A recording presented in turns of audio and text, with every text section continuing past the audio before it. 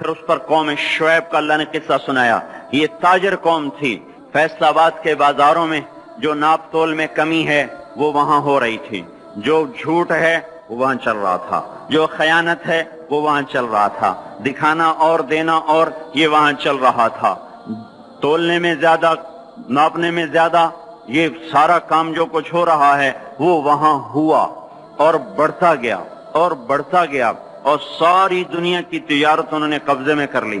اور شعیب علیہ السلام نے کہا کہ بھائی اس سے باز آ جاؤ. اوفوا الکیل وزنوا بالقسطاس المستقیم, صحیح تولو, صحیح ناپو, ناپ تول میں کمی نہ کرو. جواب آیا اصلاتک تأمرک ان نترک ما يعبد آباؤنا او ان نفعل فی اموالنا ما نشاء انک لانت الحلیم الرشید. اے شعیب بس تم مسجد میں بیٹھ جا, ہمارے کاروبار میں دخل نہ دے.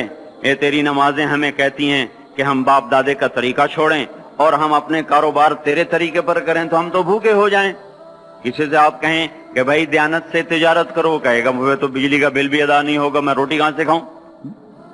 یہ میں نے ایک سے کہا تم ملاوٹ کیوں کرتے ہو, ایک تیل والے سے میں نے کہا تم ملاوٹ کیوں کرتے ہو, کہ اگر ملاوٹ کروں تو ایک ڈرم کے پیچھے 500 روپیہ بچتا ہے اور خالص بیچوں تو 50 روپیہ بچتا ہے, تو 50 روپے سے میرا کیا ہوگا, سبزی گوشت بھی نہیں آتا, اور 500 روپے سے تو کتنا دن گزر جاتے ہیں. تو یہی کچھ قوم شعیب نے کہا کہ اصلاتک تأمرک ان نترک ما یعبد آباؤنا او ان نفعل فی اموالنا ما نشاء. میاں شعیب اپنے گھر بیٹھ جا, ہمیں تیری تبلیغ نہیں چاہیے, ہمیں اپنا کاروبار کرنے دے. یہی آج کے بازاروں کے مسلمان کہہ رہے ہیں کہ ہمیں یہ شریعت نہیں منظور, تو کاروبار کیسے ہوگا. جھوٹ نہ بولیں تو کام کیسے چلے, خیانت نہ کریں تو کام کیسے چلے, ناپ تول میں کمی نہ ہو تو کام کیسے چلے, اور سودی کام نہ ہو تو کام کیسے چلے, بینک نہ ہو تو کام کیسے چلے. یہ سارے اعتراضات جو آج کے تاجر کرتے ہیں یا دکاندار کرتے ہیں, یہ سارے اعتراضات شعیب علیہ السلام کی قوم نے کیے کہ پھر کاروبار کیسے چلے گا, پھر منڈیاں کیسے چلیں گی, پھر تجارت کیسے چلے گی. تو ہم تو تجارت چلانے نہیں آئے, ہم تو اللہ کو راضی کرنے آئے ہیں. اللہ کو راضی کر تو تجارت ٹھپ ہو جائے تو ہو جائے, اور چل پڑے تو برکت. سبحان اللہ. ہم اس بات کے مکلف نہیں ہیں کہ ہم نے روٹی کھانی ہے اور بچوں کو کھلانی ہے. ہم اس بات کے مکلف ہیں کہ ہم نے اللہ کے حکم کے مطابق کمانا ہے اور اس کے مطابق کھلانا ہے.